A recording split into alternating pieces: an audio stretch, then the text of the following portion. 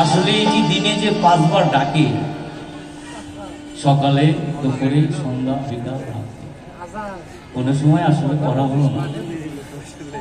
আমার কবরের হিসাব যদি আমি দিই, আমি যে মিথ্যা কথাটা বললে যে আমার যে পাপটা হবে, অপরে কি বারটা নেবে?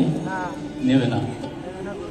তাই সাধুরা সবসময়, বাউলরা একটু অপরের সাথে একটু সংযুক্তটা বেশি থাকে না, মানে লেখাপড়াটা অতটা বেশি করে না। কেন এটা আমার এই দুনিয়ার কোনো কাজে মানে দুনিয়ার কাজে আসবে, কিন্তু আমার পরপরের কোনো কাজে আসবে না। ভাই সরেন।